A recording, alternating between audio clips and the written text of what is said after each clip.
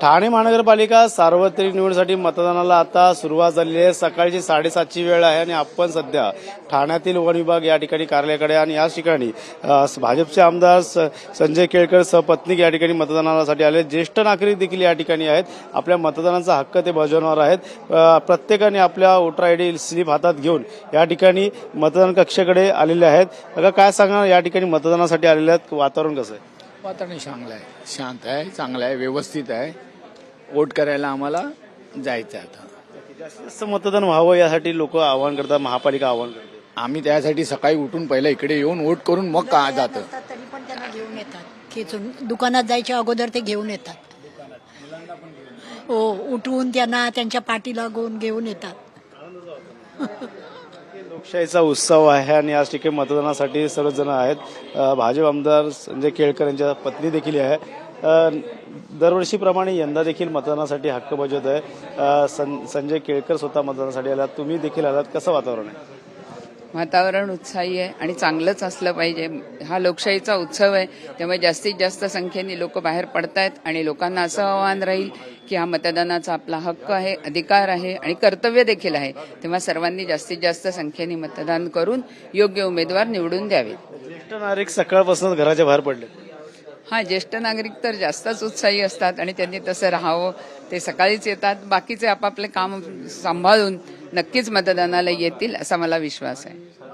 या ठिकाणी स्वतः भाजप आमदार संजय केळकर देखील आहेत आणि ते देखील या ठिकाणी मतदान बूथवरती आहेत, मतदान केंद्रावरती स्वतः या ठिकाणी मतदानासाठी आलेले आहेत। लोकसभा असेल, विधानसभा असेल, या ठिकाणी पाहायला गेलं महायुतीचाच विजय आपल्याला पाहायला मिळाला आहे। त्यामुळे या ठिकाणी ठाणे महानगरपालिकेवरती पुन्हा कोणाचा झेंडा फडकेल ह्याकडे सर्वांचं लक्ष लागलेलं आहे। 33 प्रभाग आहेत आणि या 33 प्रभागामध्ये सर काय सांगाल, या ठिकाणी मतदानासाठी आलेले आहेत?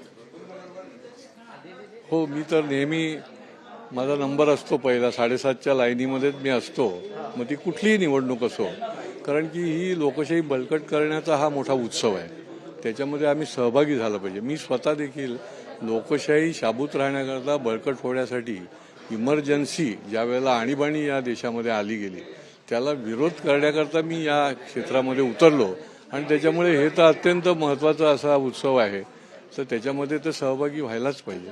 सर पाहिलं तर युतीचा धर्म ठाण्यामध्ये पाळला गेला जातोय, मात्र नवी मुंबई असेल, मेरठमध्ये कुठेतरी अलबेल दिसून येते। स्थानिक निवडणुकांमध्ये असं होत असतं, कार्यकर्त्यांची निवडणूक असते, अनेकांना इच्छा आकांक्षा असतात आणि त्याच्यामुळे हे नेहमीच अनेक वर्ष चालत आलेलं आहे की काही ठिकाणी असं होतं, परंतु ओव्हरऑल महायुतीचाच रेकॉर्ड ब्रेक यश मिळेल। इतिहासच झालेला, पहिल्यांदाच कुठेतरी बिनविरोध निवडणूक आलेले आहेत।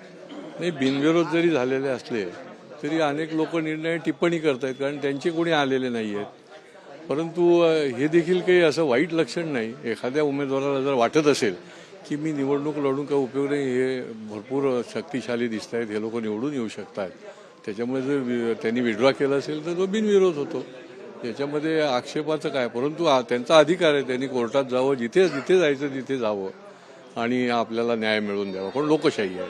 नक्कीच महापौर कोणाचा बसेल आणि कशावरची सत्ता? अर्थातच महायुतीचा, कारण की ठाणेकर नागरिक पण सुज्ञ आहेत। 2 इंजिनं आता इतक्या वेगाने काम करतायत, विकासाचं काम करतायत आणि तिसरं जर असेल तर निश्चितपणे ठाण्याचा सर्वांगीण विकास होणार आहे आणि त्याच्याकरता निश्चितपणे आमचाच महापौर रेकॉर्ड ब्रेक आम्हाला याच्यामध्ये यश मिळेल असा मला आशा वाटते। रेकॉर्ड ब्रेक असं या ठिकाणी उमेदवार निवडून येतील असं त्यांनी सांगितलेलं आहे। पाहिलं तरी रांग लागलेली आहेत आणि या ठिकाणी सकाळची पहाटेची वेळ, ज्येष्ठ नागरिक असेल या ठिकाणी मोठ्या संख्येने या रांगेत उभे आहे। प्रत्येकजण मतदानाचा हक्क बजावण्यासाठी या ठिकाणी आलेले आहेत। सकाळची वेळ आहे, सकाळी 7:30लाच मतदान केंद्रावरती मोठ्या प्रमाणात रांगा आपल्याला पाहायला मिळतात।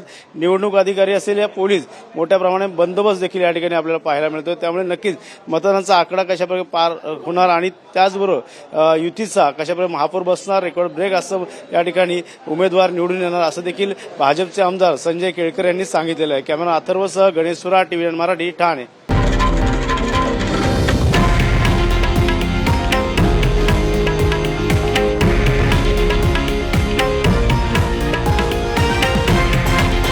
हे आहे देशातील नंबर 1 न्यूज नेटवर्क आणि आपण पाहत आहात TV9 मराठी, एकमेव।